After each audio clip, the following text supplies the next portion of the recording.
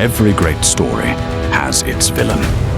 And in the earliest days of Islam, no enemy was more ruthless, more relentless, or more infamous than one man, Abu Jahl.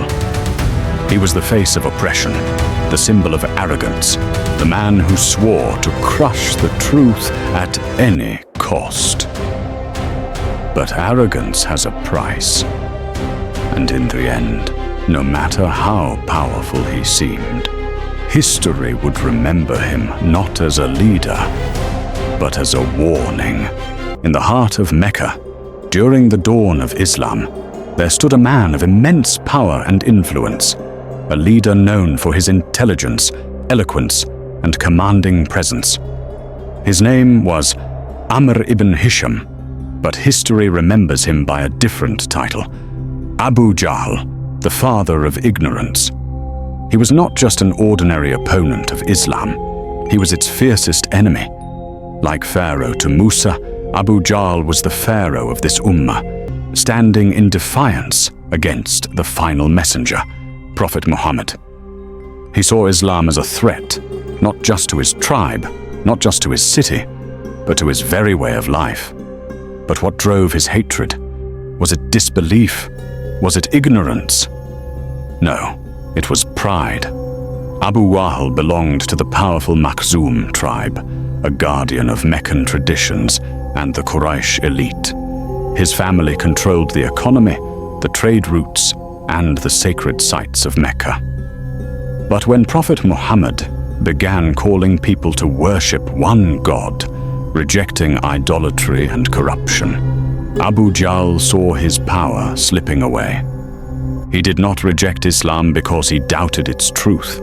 He rejected it because he could not accept losing his dominance. His resistance was brutal. He tortured the weak, persecuted the believers, and orchestrated campaigns to silence the Prophet. Peace be upon him. He was willing to go to any lengths to crush this new faith before it could spread. But arrogance has its price. This is the story of a man who fought against the truth until his last breath. A man who witnessed undeniable signs, yet chose defiance over submission. This is the story of Abu Jahl, his rise, his downfall, and the ultimate victory of Islam. From the very beginning, Abu Jahl did not simply oppose Islam, he declared was on it.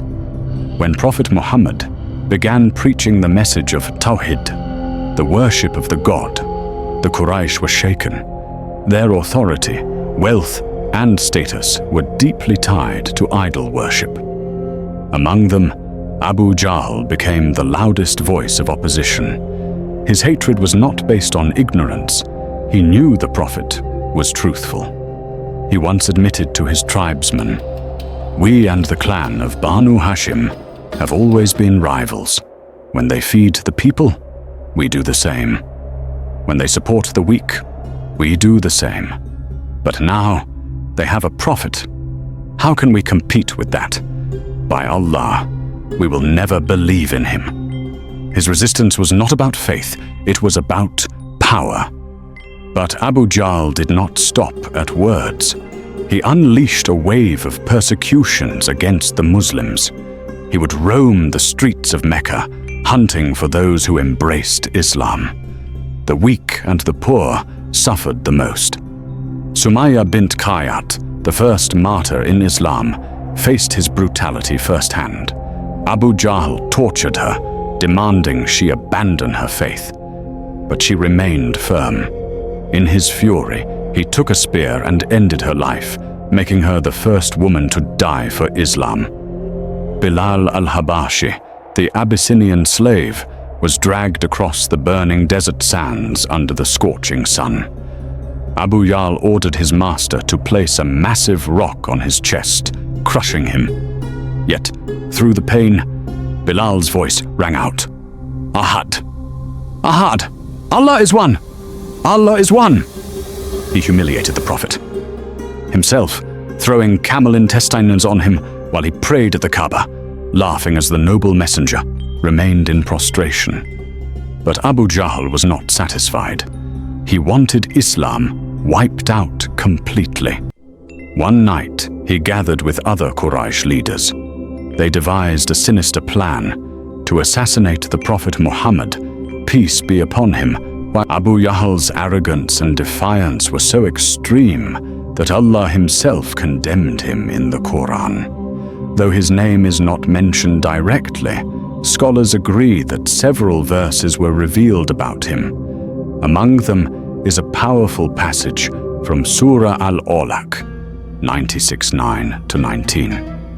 Have you seen the one who forbids a servant when he prays? Do you think that if he is upon guidance or enjoins righteousness? Nay, if he does not stop, we will drag him by the forelock, a lying, sinful forelock. So let him call his counsel, we will call the guards of hell. This verse paints a vivid picture of Abu Jahl's tyranny and arrogance. The Prophet Muhammad would often pray near the Kaaba, despite the mockery and hostility of the Quraysh. Abu Jahl, full of hatred, once swore, "If I see Muhammad prostrating near the Kaaba again, I will step on his neck." But when he approached the Prophet, peace be upon him, to carry out his threat, something stopped him. His face turned pale with fear, and he backed away. Later, when questioned by his people, he confessed, "Between me and him was a terrifying trench of fire, wings and horrors." The Prophet explained that Allah had sent angels to protect him. Despite witnessing this, Abu Jahl refused to submit. Another verse from Surah Al-Muddathir, 74:18 to 25, describes a man who arrogantly rejects the Quran.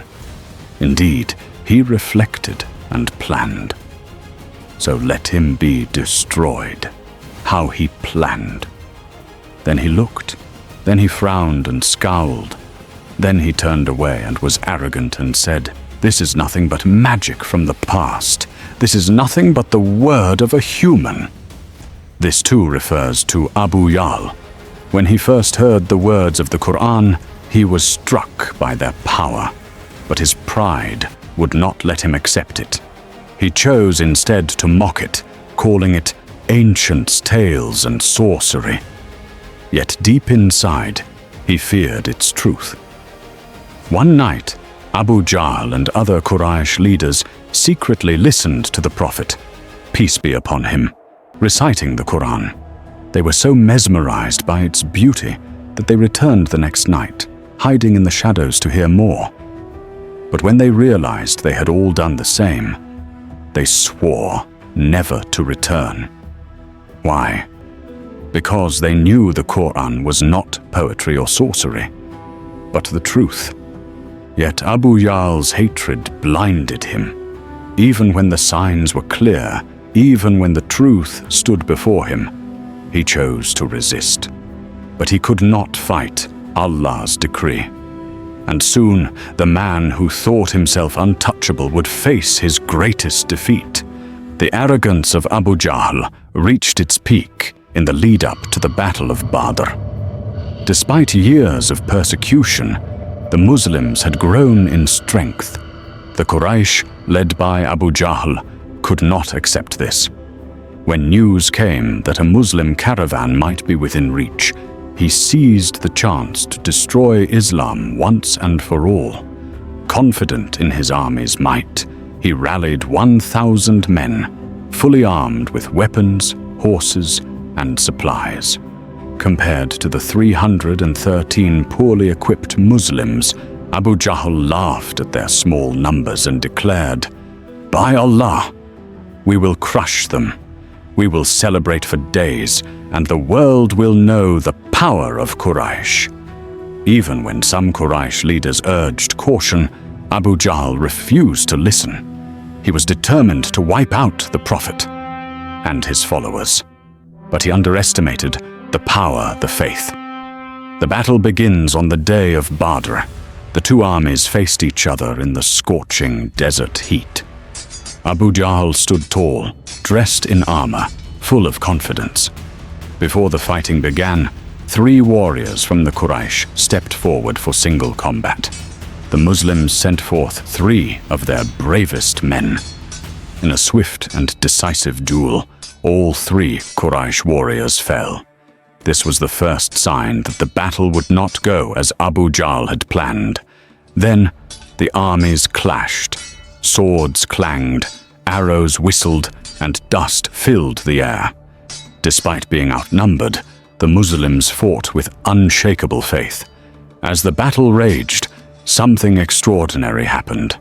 Abu Jahl's forces saw figures in white robes, riding horses not of this world. These were angels, sent by Allah to aid the believers. The Quraysh panicked, their confidence shattered. One by one, their warriors fell, and their lines broke apart. The fall of Abu Jahl. Amid the chaos, Abu Jahl stood his ground. He refused to retreat, still clinging to his pride. But his time had come. 2 young Muslim warriors, Mu'ad and Mu'awid, spotted him and rushed towards him with their swords drawn. They struck him down. Wounded, bleeding, and gasping for breath, Abu Jahl collapsed. But even in his final moments, his arrogance did not leave him. Later, Abdullah ibn Mas'ud, R.A., one of the Prophet's companions, found Abu Jahl lying among the dead. He placed his foot on Abu Jahl's neck and said, "Abu Jahl, where is your pride now?" Abu Jahl, barely able to speak, lifted his head and sneered, "You have climbed to a high place, O son of a shepherd." Even at the edge of death, his arrogance remained. He refused to acknowledge his defeat, still clinging to his pride as if it could save him. Abdullah ibn Mas'ud, R.A., then delivered the final blow, ending the life of the man who had tormented the Muslims for years. With Abu Jahl's death, the Quraysh's morale shattered completely. Their leader, who had sworn to wipe out Islam, now lay lifeless in the dust. The once mighty Abu Jahl had fallen, not at the hands of a noble Quraysh warrior, but by 2 young Muslims and a former shepherd. When the news reached the Prophet, he praised Allah and said, "This is the Pharaoh of this ummah." The battle was over. The Muslims had won. A victory beyond the battlefield. The defeat of Abu Jahl was more than just the death of one man. It symbolized the end of the Quraysh's unchecked tyranny over the believers. Islam had survived. Faith had triumphed over arrogance, and truth had shattered falsehood. The man who once mocked the Prophet, tortured his followers, and boasted of his power was now nothing more than a lesson in history. The Battle of Badr marked a turning point. It was proof that no matter how powerful the enemy seems, Allah's help is always near for those who stand firm in their faith. Abu Jahl had fought to protect his status, his pride, and his wealth. But in the end, none of it mattered. The same arrogance that made him powerful had led to his downfall. The death of Abu Jahl was not just the end of a man. It was the fall of an ideology built on arrogance, oppression, and blind tribal pride. For years, he had been the face of resistance against Islam, not because he was ignorant of its truth, but because he refused to accept it. His pride would not allow him to submit to something that would place the once oppressed on equal footing with the elite of Quraysh. The Quran captured his arrogance in verses that many scholars believe were revealed about him. Have you seen the one who forbids a servant when he prays? Do you think that if he is upon guidance or enjoins righteousness? Nay, if he does not stop, we will drag him by the forelock, a lying, sinful forelock. Surah Al Alaq 96, 9-16. Despite being warned, despite witnessing miracles, and despite hearing the message of truth directly from the Prophet, he still chose arrogance over submission. But what did his power bring him in the end? He mocked the Prophet, peace be upon him, yet it was his own name that became a symbol of ignorance. He boasted of his strength, yet he died at the hands of 2 young warriors. He led armies, yet he was humiliated on the battlefield. The victory of Islam, with Abu Jahl gone, the balance of power in Mecca began to shift. The Quraysh could no longer ignore the strength of Islam. Though they would continue to fight, their strongest leader had fallen, and their fear of the growing Muslim community only deepened. As for the believers, Badr was proof. The Allah's help was real. Their faith, patience, and sacrifice had not been in vain. The man who had once ruled Mecca with fear was now just a reminder. No matter how powerful a tyrant may seem, arrogance will always lead to destruction, and the truth will always prevail. The lesson from Abu Jahl's downfall. The story of Abu Jahl is more than just a historical account. It is a timeless lesson about the dangers of arrogance and the ultimate triumph of truth. Despite all his power, wealth, and influence, Abu Jahl failed to achieve what he desired most: the destruction of Islam. Instead, he became a symbol of misguided pride, someone who had every opportunity to accept the truth, but chose ego over faith. The Prophet once said, "No one with an atom's weight of arrogance will enter paradise." Sahih Muslim 91. Abu Jahl's fate serves as a warning to all who place their pride above righteousness. His downfall was not just a personal defeat, it was proof that oppression, no matter how strong, will always collapse when faced with the power of justice and faith. What can we learn from Abu Jahl's story? 1. Arrogance blinds a person from the truth. Abu Jahl knew Islam was the truth, yet his pride prevented him from accepting it. 2. Power and status are temporary. He ruled Mecca with fear, yet he could not escape his own death. 3. Allah's help is with the believers. The Muslims were outnumbered at Badr, but victory was granted by Allah. 4. Oppression will always be defeated. No matter how strong a tyrant may seem, justice will always prevail in the end. The ultimate victory. After Abu Jahl's death, Islam continued to grow. More people embraced the truth, and Mecca itself would eventually fall to the Prophet and his followers, not through bloodshed, but through the power of faith. Abu Jahl's name faded into history as a symbol of arrogance and failure. Meanwhile, the Prophet, whom he mocked and persecuted, became the most honored man in history. May Allah protect us from arrogance and guide us toward humility, truth, and righteousness. Ameen.